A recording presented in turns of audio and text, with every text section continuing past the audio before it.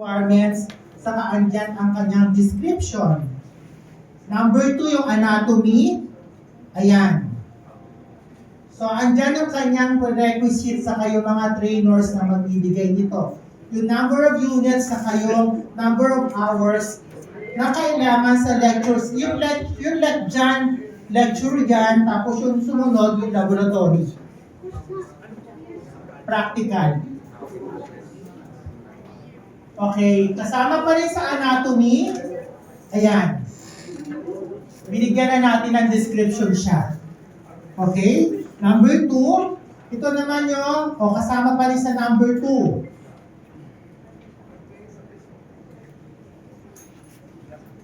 Ito po yung total ng number 2, we have 112 units all in all. Okay, number 3. Ayan. Ito yung subject code niya, description, tapos yung mga prerequisite na kailangan para makapag-undergo ka. Yung description po, yan po yung description ng subject matter na i-discuss. Ayan. Okay, hanggang 307. Ay, hindi pa. Meron pa hanggang 311.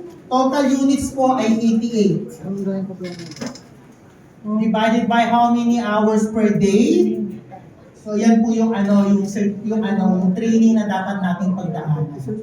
Okay, number 4. Ito yung food and nutrition.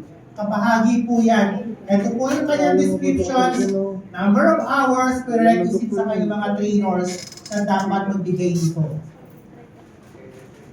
Okay, total po ito na 15 units all in all. And then we have the number 5, indigenous and organic agriculture. Ayan.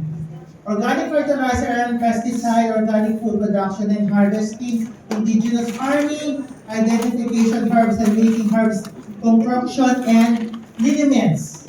Ayan po yung mga description niya. So ito po ay may total units na 15.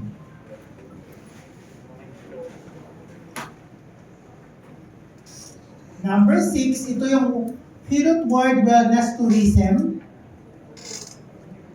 Okay, ayan.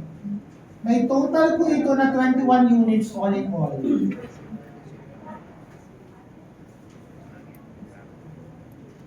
Ito yung mga electives kanina na nakita natin. Full study of spirit of man. Ayan yung kanyang subject sa content. Tapos yung mode of training. Virtual ito sa written reports. Yan, 9 units po yan.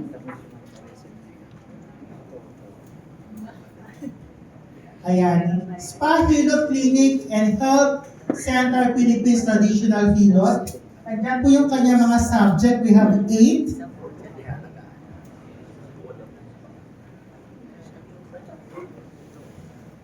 And then, Spa Hilot Clinic Center, kasama pa rin yan. We have 14 subjects all in all na subject matters na kailangan i-discuss under doon sa Spa and Hilot Clinic and Health Center. Ito ang grading system. Number 1 is excellent. Number 2, very good. 3, good, very fast, need improvements. Ayan. Ayan po yung mga modular subjects na kailangan natin kunin.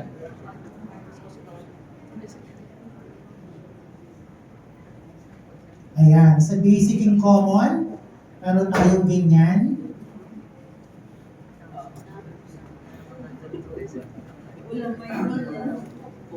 Sa trainers training, ito naman yung grading system. Behavioral and personality of man, anatomy and physiology, plant biology, elements and chemistry, basic toxicity,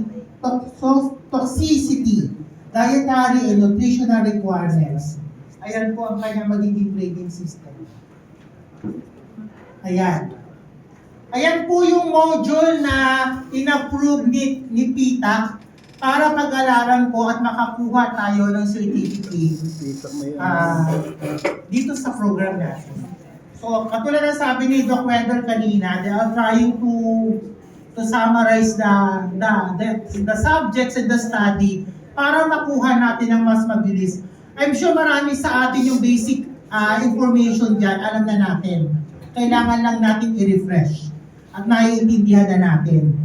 So, bakit natin kailangan gawin ito? Kasi ito yung nire-required ng PITA for us to be able to be a certified hero trainer. Okay. So for more development about this, magbibigay na lang kami ng balita sa inyo kung paano at kailan. May mga trainings din na i-announce very soon. Tapos malalaman natin kung kailan ito. At siguro doon sa mga short courses na yon, pwede tayo makakuha ng certificate. Kanina nga, may mga issues kasi na may lumalabas doon na may certificate na wala ng katapusan, certificate na forever. Hindi po. Ang Hero Society po ay magdi-design ng certificate at magbibigay po na may validity na. Valid na po. Tapos magre-release po tayo ng ID. At para pong organizations ng mga doctors, ganun po ang gagawin natin. We have the control number and we have the listed official names ng mga Hero practitioners na i-release natin sa social media para malaman ninyo.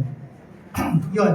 Tapos syempre itong mga ito ay dapat tumaan doon sa standard training procedure na gagawin ni Hero Society in partnership with PITA and with our mga trainers na nandito. Okay? May tanong po? Paglilinaw? Violent reaction?